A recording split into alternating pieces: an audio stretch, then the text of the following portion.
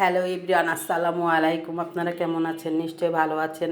তো আজকে আমি হাজির হয়ে গেলাম নতুন একটি রেসিপি নিয়ে। রেসিপিটি হলো টমেটো সস। টমেটো সস বানাতে যা যা লাগবে এখানে সব নেওয়া আছে।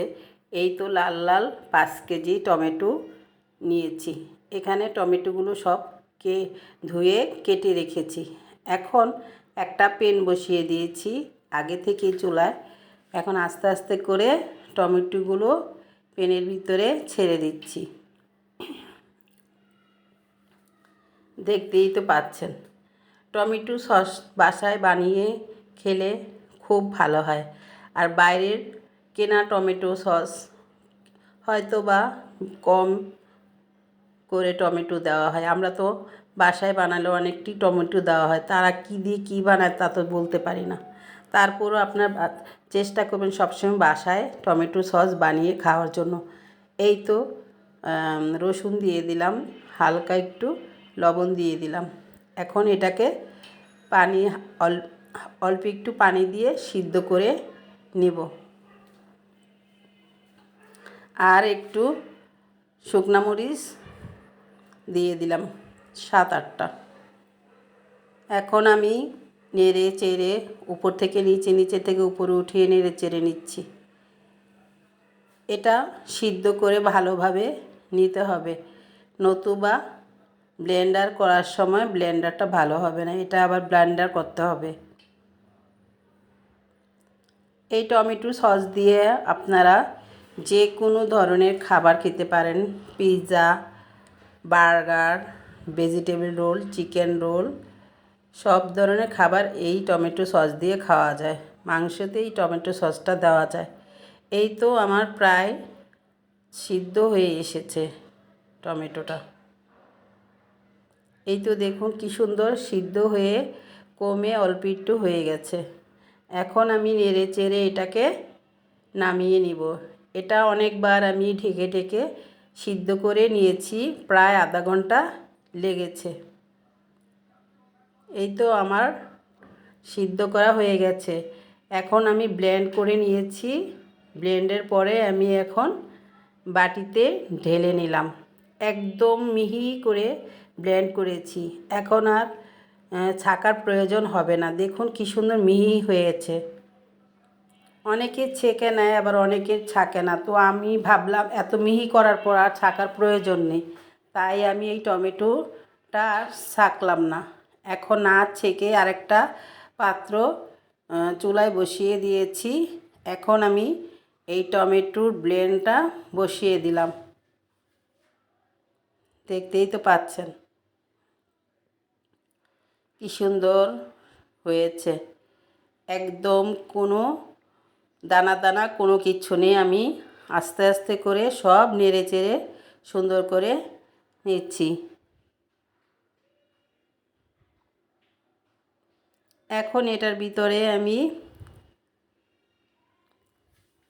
আর একটু লবণ দিয়ে দিলাম, আর লাল মরিচের গুঁড়া আর চিনি দিয়ে দিলাম।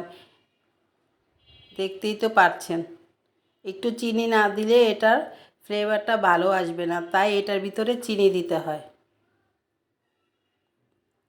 এই তো আমি আবার নেড়ে চেড়ে নিচ্ছি।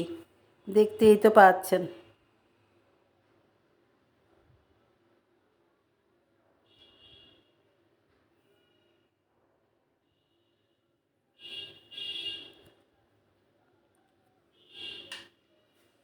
এখন এটার ভিতরে ভিনেগার দিয়ে দিব।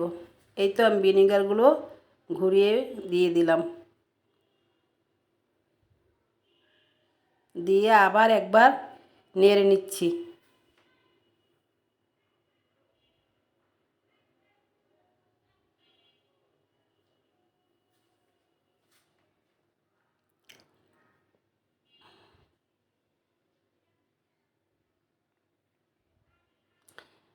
এখন একটু কর্নফ্লাওয়ার আগে থেকেই একটা বাটিতে 2.5 চামচ কর্নফ্লাওয়ার হালকা একটু পানি দিয়ে গুলে রেখেছিলাম, সেটা এখন টমেটো সসের সাথে অ্যাড করে দিলাম।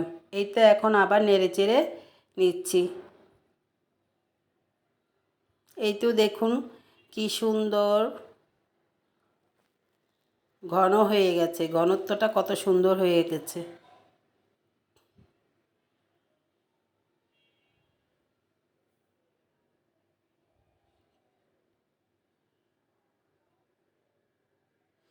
এখন দেখতেছি আরেকটা ফ্রিজে নিয়ে যে এটা ঘন হয়েছে কিনা। এটা যদি নিচে না নামে তাহলে ভাববো এখনই হয়ে গেছে, আর ওটা তো দেখতেই পেয়েছেন একটু নিচে নেমে গেছে, তা আরেকটু চুলায় রেখে দিলাম।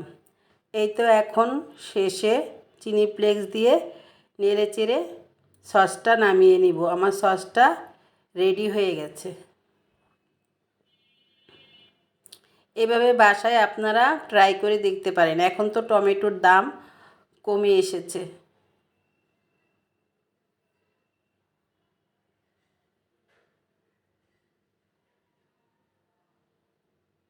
এই তো আমার টমেটো সসটা হয়ে গেছে, এখন আমি নামিয়ে নিচ্ছি। এই তো আমি ঠান্ডা করে ফেলেছি। এখন আমি এক এক করে বোতলের ভিতরে, বোতলগুলো আগে থেকেই ধুয়ে সুন্দর করে রেখেছি। একটা কাক নিয়েছি, কাকের ভিতরে আস্তে আস্তে করে ঢেলে বোতলগুলো ভরে নিব।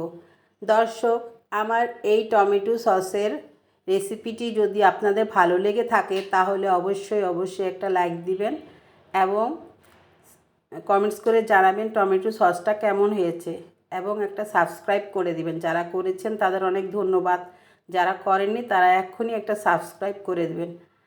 আপনাদের সাবস্ক্রাইব, লাইক এবং কমেন্টস আমাকে অনেক দূরে নিয়ে যেতে পারে।